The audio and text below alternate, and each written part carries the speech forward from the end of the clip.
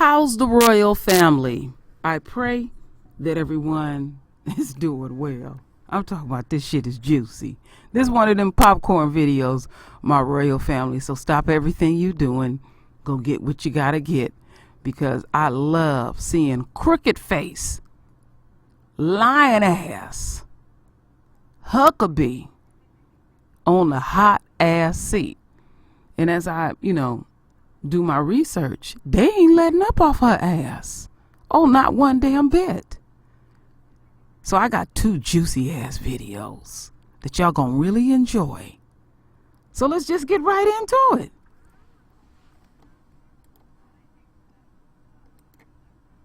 In the wake of the Mueller report, the lies from the White House have been making headlines. It's no wonder why Trump's aides don't think twice about just making stuff up. It's because tone starts at the top. Witness Press Secretary Sarah Sanders, who admitted to the special counsel that her May 2017 claims about countless FBI agents wanting James Comey fired was not founded on anything. It was just a slip of the tongue, she said. But it wasn't. Sanders made similar claims multiple times on 2 different days. She has no credibility left. And yet, in Trump world, that reality might actually help her, because when we point out that she's making stuff up, it makes the president hold on to her, support her, stand by her, because she's taking it to the media. That's how twisted this has become. All right, back with me to discuss. Ezra Klein, Tim Naftali, Katie Rogers, April Ryan. And April, let's start with you, because you have called for Sanders to be fired. What's the likelihood, you think, that she actually is going to be out as a result of these lies? Well, I don't know, but I say the reality is it's about credibility. And we are seeing this nation talk about the credibility of Sarah Huckabee Sanders at that podium. If the clamoring continues, I believe something will happen. I hear that the White House is very upset about this right now, this moment, these conversations about Sarah Huckabee Sanders and her, tenure at that podium. But here's the issue. Under oath, she acknowledged that she lied. Under oath. That's not the only lie that has been told from that sacred room, from that sacred podium to the American public and the world. Okay? The reason why this is so important is because everything is in the balance at the White House. We are all touched by what happens and is said from the White House. War and peace, life and death are written and spoken from that podium or from the Oval Office. She is the president's mouthpiece. Her credibility is shot. Okay, we got that one piece from Mueller. We understand that. Also, there's a list of things and more, but I'll detail another one about the payment to Stormy Daniels. That was a lie. And then also that propaganda video from our colleague, against our colleague, Jim Acosta, a propaganda video against Jim Acosta. This is the United States. This is not Russia. This is not China. From the White House, from the president's spokesperson. So credibility is a huge piece of the puzzle, and her credibility is shot. You said the other day on Aaron Burnett's show that Sarah Sanders' head should be lopped off. Her father, Mike Huckabee, then said you were inciting murder. Were you trying to incite murder? Okay, Brian, do you have the whole transcript of what I said? I do. You were saying she should be fired, she should be forced out of the job, and you said, I think, head lopped off, obviously in the rhetorical sense everybody understands. And I said it as they, not me. I said it as they. You know about the firing acts, and when we talk about people being fired, heads will roll. It had nothing. I do not push for or support any type of violence against anyone. Okay, so, but I said what I said, and it was not about violence. It was about the chopping acts, or the head rolling as far as the job. So if you want to, let's clean it up and say she should be fired, period, end of story. Now, Katie Rogers, Sarah Sanders' job has changed over the past couple of years. She used to be holding briefings almost every day. Right now, it's been 41 days since a White House press briefing, on camera there in the briefing room. We're coming up on a new record. If she hits 42 days, that'll be a new record, a number of days without a briefing. What does she do nowadays? What is Sanders' job every day now? Well, Sarah is well liked among the staff in the White House because she takes a lot of incoming. She is trusted by the president. She has a good relationship with him, and in a White House that is essentially run like the Trump organization, her loyalty and her connection with him counts for a lot. She does answer questions from the press, and, given this latest story about her credibility called into question, I don't know how often, but she does do her job. She has a place, but she doesn't, you're right, she doesn't do briefings. Those have kind of gone by the wayside, and that is because officials in the White House know that a lot of the things they might say to the public will be immediately undermined by the president or changed course by the president. And that is not actually unique to this White House. Larry Speaks, who was Reagan's press secretary, told the press, we're not going to invade Grenada, and that the invasion occurred the next day. Jay Carney, who was Obama's press secretary, took some flack for what he said that was misleading about the Affordable Care Act. It's not uncommon, but this is typical in this White House. That's the difference. Yeah, they just take it to 11. So, Tim Naftali, is there any history, any precedent for a press secretary leaving or being forced out due to deceit and deception? Yes, there is, in fact. People around Richard Nixon decided to move Ron Ziegler, who was press secretary, out of the job because he had lost his credibility by 1974. When his deputy was asked, do you hate the press? His deputy, Jerry Warren, said, no, I don't. And so he did not get the official title of press secretary, because to be press secretary for Richard Nixon, you had to avowedly hate the press. This question was asked in front of Richard Nixon. Wow. It wasn't asked by him, it was asked by Al Haig, but it was in front of Nixon. Wow. But Ziegler was pushed out. My goodness. Let me ask you, and I don't mean this literally, do you think Attorney General Bill Barr is acting as press secretary? Whatever that presser was on Thursday. Well, I'm surprised that the Attorney General hasn't decided to resign. And I'm saying that because the Mueller report makes clear the kind of person the President expects to be his Attorney General. He wants his Attorney General to be his personal lawyer and, as he said, a fixer. And the question one has to ask Mr. Barr, after working for George Herbert Walker Bush, do you really want to be Attorney General for someone who is expecting you not to represent the justice system, but to be his fixer? So I think, Ezra Klein, the last question in this block goes to you, and that is, I think probably the really, really big question. Impeachment. What I hear on Fox is that the media is obsessed about impeachment. Where do you think this conversation is going to go in the days and weeks to come? I think impeachment's a hard question. So I don't think there's any doubt that in a working system where you had the ability to enforce accountability on the president, the clear pattern of obstruction of justice would merit and should merit an impeachment inquiry. At the same time, you do not have, I think, any chance of getting the votes in the Senate for impeachment, for removal, I should say. And you also have a public that is largely, at least so far, according to a March CNN poll, against impeachment. Only 36% are for it. So the problem the Democrats are facing is, on the one hand, impeachment inquiry is very likely merited. On another hand, their own base really wants it.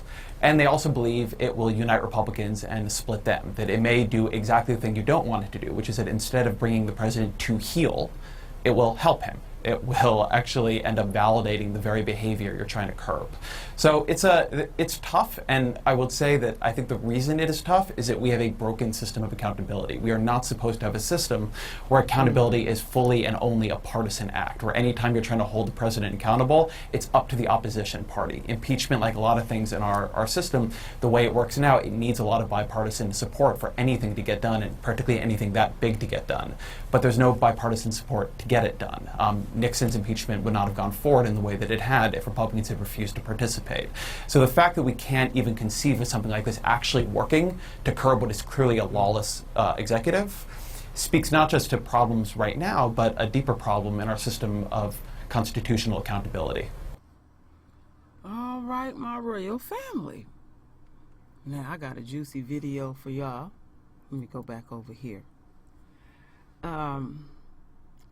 This is it's an old video, but out of all the people that interviewed Cricket Face, I feel like George Stephanopoulos was the one that grilled her the best and wouldn't let her wiggle out, because, you know, she went on her lying tour.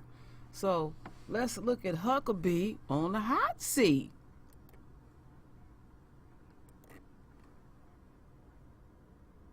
For joining us this morning. You said last night that the president is completely exonerated, no collusion, no obstruction. But Robert Mueller very explicitly wrote that the report does not exonerate the president, and we just showed that quote earlier where he lays out that he could not clear the president of obstruction of justice. He couldn't, but he left that decision up to the Attorney General, and he made it. There was no collusion, which is what the entire investigation was supposed to be about. It was to determine whether or not the president or anybody on his campaign had colluded with Russia. And not only did they determine that the president hadn't and that his campaign didn't, but they determined that no American had colluded with Russia. And I find it astonishing that the media isn't thrilled about the fact that no American colluded with the foreign government. It's almost, you watched over the last 24, 48 hours as members of the Democrat Party and liberal media, their liberal media allies, were almost sorrowful that something bad didn't happen. Sarah, that was the first as a foreign agent for the Russian Sarah, government. that was the first headline we had in our hellos right there, saying he didn't reach the conclusion there was a criminal conspiracy. But what the report also does is expose a culture of lying at the White House, the president lying, telling others to lie, and it calls your personal credibility into question as well. We showed that clip from your May 10th press conference where you said it was a slip of the tongue when you talked about countless FBI members, yet you repeated it twice the very next day. Here's one of them. I mean, really? Like, really? So are we talking between like email, text messages? Absolutely, 50, yes. 60, 70? Look, we're not going to get into a numbers game. That's not a slip of the tongue, Sarah. That's a deliberate false statement. Actually, if you look at what I said the slip of the tongue was in using the word countless, but there were a number of FBI, both former and current, that agreed with the president's decision. And they've continued to speak out and say that and send notice to the White House of that agreement with the president's decision. James Comey was a disgraced leaker and used authorization to spy on the Trump campaign. I've got to stop you there because you said something else to the special counsel. George. Sarah, hold on a second. The special counsel writes that those comments were not founded on anything. That's what you talked to the special counsel about when you were facing criminal penalties if you didn't tell the truth, but now you're trying to walk away from it. Why can't you acknowledge that what you said then was not true? I said that the word I used, countless, and I also said if you look at what's in quotations for me, it's that. And it's that it was in the heat of the moment, meaning that it wasn't a scripted talking point. I'm sorry that I wasn't a robot like the Democrat Party that went out for 2.5 years and stated time and time again that there was definitely Russian collusion between the president and his campaign, that they had evidence to show it, and that the president and his team deserved to be in jail, that he shouldn't be in office, when really they were the ones that were creating the greatest scandal in the history of our country. Sarah, what you did repeat time. Sarah, hold on a second. I let you speak. What you did repeat time and time again is that statement. You said that countless FBI officials came to you. You repeated it on separate days, on separate occasions, and this was not the only instance the special counsel reported. They also talked about one of the statements you made about the president's statement about the Trump Tower meeting, where you said the president clearly did not dictate that statement, yet the president's lawyers, according to the report, wrote that the president did indeed dictate that statement. So why did you tell the press that the president did not dictate that statement when he did? If you look at the play-by-play account, he weighed in, which I said that he did. He relayed information he wanted included, which took place. Dictate it. I'm not denying that he had involvement in what the statement said. That was the information I was given at the time, and I stated it to the public. The big question here was whether or not the Trump campaign colluded with Russia. They didn't. The president didn't. This has been a 2.5-year witch hunt that has hurt our country, and it should never happen to another American president. I agree. It is disgraceful what has Sarah, taken place, and the amount of time and money and energy that has been spent on that. You said the president did not dictate that statement after consulting with the president. So did he tell you that, and why did you repeat that to the country? Again, as I stated before, he weighed in as anybody would do, and that seems consistent with what took place that day.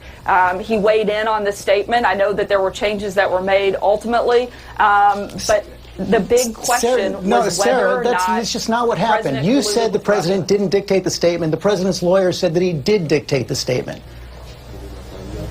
That's what they wrote. That is true, correct? He hadn't dictated, but that he weighed in, George. So the president's lawyers weren't telling the truth. I'm sorry, I lost the last part of what you asked. Well, then you're saying the president's lawyers didn't tell the truth when they wrote that the president dictated the statement. I'm telling you the information I had was that the president had weighed in on the statement, which he clearly did. Sarah Sanders, thanks for joining us this morning. The big takeaway that I think that we saw yesterday and that we've seen over the last 2.5 years is that there wasn't collusion with Russia, and it should be a day that every American can celebrate and not be sorrowful like we've seen over the last 48 hours from the Democrats that are actually sad that the president didn't work as a foreign agent. And I hope that you'll push Adam Schiff and some of the others just as hard to produce the evidence that they say they've had over collusion and obstruction and all these other things that they've claimed over the last 2.5 years. And I hope that collectively as a country we can move on, because great things can happen under this president, just as they have over the last 2.5 years. Sarah Sanders, thanks for your time this morning. Cecilia? Boy, your ass is on the hot seat. You're nothing more than a total liar. Oh, I take joy in watching Crooked Face on the hot seat. Now, she done went on her little tour and stuff, and it ain't changing the lies. I mean, they got actual statements that came out of your mouth. And then you try to, clean it up. You can't clean up what you is. Now, we always knew that she was a total liar. She had, you know what? When she took that position, I said she would be there a long time. And ain't it ironic? They said it was 41 days that she ain't got up and said nothing. It's been 43. That's how deep I do my research and stuff. And will they remove her? Don't know. Don't know. It depends on how it's affecting the president. And one thing that we do know about Trump, he ain't loyal to nobody. He ain't loyal to her. Now, he want everybody to be loyal to him, but he'll drop you quick like a hot potato. So I just put this video up because I've been waiting for this bitch to be busted wide open. So, my royal family, render your voice with your beautiful divine words. And as always, my royal family, I thank you for your love. I thank you for your support. And with that said, Ashe.